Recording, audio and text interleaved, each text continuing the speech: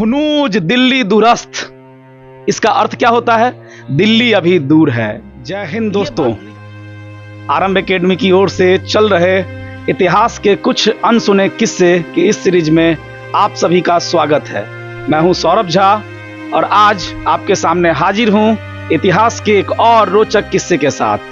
आज का किस्सा एक कहावत पर निर्भर है, एक कहावत पर आधारित है। आप बहुत बार ये कहावत सुने होंगे, दिल्ली अभी दूर है, दिल्ली अभी दूर है। ये कहावत कैसे शुरू हुआ, कहां से शुरू हुआ, कब शुरू हुआ, कब से इसकी शुरुआत हुई? आज इसी पर इतिहास में एक किस्सा है, इसी पर आधारित किस्सा आज हम आपको सुनाएंगे। ये आज से लगभग 700 साल पहले का किस्सा है, जब यह कहावत शुरू हुआ था। उस समय भारत पर दिल्ली सल्तनत का शासन चल रहा था और खिलजी वंश के अंतिम शासक, जिनका नाम था नासिरुद्दीन खुसरो शाह, उसकी हत्या करके गाजी मलिक नामक एक सिपह सालार ने दिल्ली सल्तनत पर तुगलक वंश की नींव डाली थी। जब गाजी मलिक दिल्ली का सुल्तान बना तो उसने अपना नाम गाजी मलिक से गयासुद्दीन तुगलक कर लिया और 1320 ईस्वी में वो तुगलक वंश के प्रथम शासक के रूप में दिल्ली की गद्दी पर बैठा। उम्र उसकी ज्यादा थी तो अधिकतर अभियानों पर वह अपने पुत्र जौना खां को भेजा करता था। यही जौना खां मोहम्मद बिन तुगलक के नाम से आगे इतिहास में फेमस होगा। प्रत्येक अभियान पर जौना खां को भेजा करता था। इसने 2 बार आज के तेलंगाना और उस समय के वारंगल पर अपने पुत्र जौना खां को भेजा था। एक बार असफल और दूसरी बार इसका पुत्र सफल आक्रमण करके वापस लौटा था, बहुत सारा धन दौलत लेके। 1324 ईस्वी की कहानी है और इस बार बंगाल के अभियान पर जाना है और इस बार गयासुद्दीन तुगलक ने अपने बेटे जौना खां को भेजने की जगह खुद बंगाल के अभियान पर निकल गया। एक विशाल सेना लेकर 1324 ईस्वी में गयासुद्दीन तुगलक बंगाल के अभियान पर निकल चुका है। सीधे बंगाल पहुंचा और बहुत कम समय लगा इसे बंगाल को जीतने में। पूरे बंगाल को आर पार जीतते हुए, बहुत सारा धन संपत्ति लूटते हुए, अपने साथ लेते हुए और बंगाल को दिल्ली सल्तनत में मिला लिया। अब बारी थी बंगाल से वापस लौटने की और जब यह वापस लौट रहा था तो इसने अपने एक दूत के द्वारा दिल्ली संदेश भिजवाया था। एक तो अपनी जीत का और दूसरा संदेश निजामुद्दीन औलिया, जो सूफी संत थे, उनके लिए था। निजामुद्दीन औलिया का संबंध कभी दिल्ली सल्तनत के किसी भी सुल्तान से अच्छा नहीं रहा। ना तो अलाउद्दीन खिलजी से अच्छा लगा और ना ही गयासुद्दीन तुगलक से अच्छा रहा। बात क्या थी? राज्य के जो कुछ भूमि थी लोग उन्हें दान में दे देते थे, निजामुद्दीन औलिया को, और सुल्तान निजामुद्दीन औलिया से वो जमीन मांगा करता था और निजामुद्दीन औलिया देते नहीं थे। गयासुद्दीन तुगलक ने धमकी भरे अंदाज में निजामुद्दीन औलिया को एक संदेश भिजवाया था। इस संदेश की चर्चा हम आगे करेंगे, फिलहाल हम आगे बढ़ते हैं कहानी को लेकर। अब बंगाल से वापसी के दौरान गयासुद्दीन तुगलक ने मिथिला पर धावा बोला, जिसे आप दरभंगा के नाम से जानते हैं। दरभंगा हरि सिंह नाम के राजा थे, उनको परास्त किया, बहुत सारा धन लिया और दरभंगा को अर्थात मिथिला को भी उसने दिल्ली सल्तनत में मिला लिया।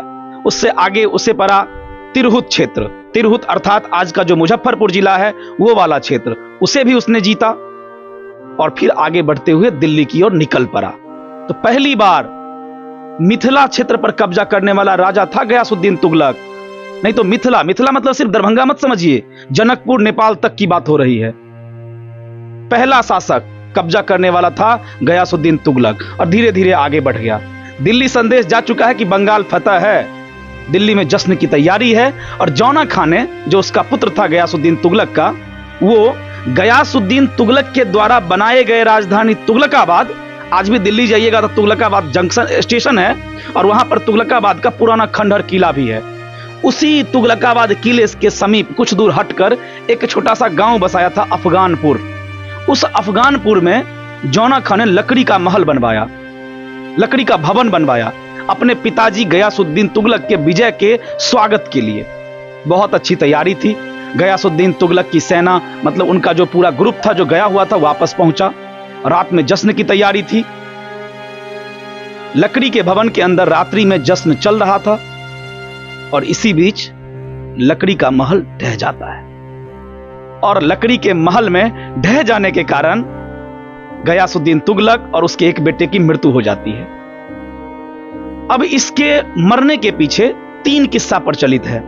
एक किस्सा तो यह है कि जौना खां ने जो लकड़ी का महल बनवाया था वो अपने भर काफी मजबूत बनाया था और इसका इरादा कोई गलत नहीं था, लेकिन वो जो जश्न मनाया जा रहा था ना अंदर में, उसी वक्त वहां जो कुछ हाथी का झुंड उपस्थित था उसमें उन्माद आ जाता है, पागलपन आ जाता है और वो सब लकड़ी के महल में घुस जाता है। इससे लकड़ी का भवन गिर जाता है और उसमें दबकर गयासुद्दीन तुगलक की मृत्यु हो जाती है। एक और किस्सा प्रचलित है कि जौना खां ने जानबूझकर लकड़ी का भवन ऐसा बनवाया था और हाथी को छोड़ दिया था कि हाथी जाएगा, भवन गिरेगा और बूढ़ा हो गया उसका बाप गयासुद्दीन तुगलक, मर जाएगा तो गद्दी जौना खां को मिल जाएगी। और जो तीसरा किस्सा है वही आपको हम वहां रोके हुए थे कि निजामुद्दीन औलिया को जो संदेश भेजा था वो संदेश क्या था। गयासुद्दीन तुगलक जब वापस आ रहा था तो अपना संदेश निजामुद्दीन औलिया को भेजा था कि मेरे दिल्ली पहुंचने से पहले औलिया को कहना कि दिल्ली छोड़कर चले जाए, नहीं तो उसकी खैर नहीं। तो पता है बहुत ही विनय पूर्वक निजामुद्दीन औलिया ने गयासुद्दीन तुगलक को एक जवाब भेजा था। जवाब क्या था? हुनूज दिल्ली दुरस्त। इसका अर्थ क्या होता है? दिल्ली अभी दूर है। यह बात निजामुद्दीन औलिया ने गयासुद्दीन तुगलक के लिए कहा था। हुनूज दिल्ली दुरस्त अर्थ क्या है? दिल्ली अभी दूर है। और लोग कहते हैं कि निजामुद्दीन औलिया को जो तुगलक ने इतना परेशान किया था उसी का श्राप लग गया और वास्तव में गयासुद्दीन तुगलक अर्थात सुल्तान के लिए दिल्ली हमेशा हमेशा के लिए दूर रहा और वो दिल्ली पहुंचने से पहले निजामुद्दीन औलिया के श्राप, उनके वचन के कारण मारा गया। और उसी दिन से ये जो मुहावरा है, ये कहावत है, दिल्ली अभी दूर है, इसकी शुरुआत होती है 1325 ईस्वी से।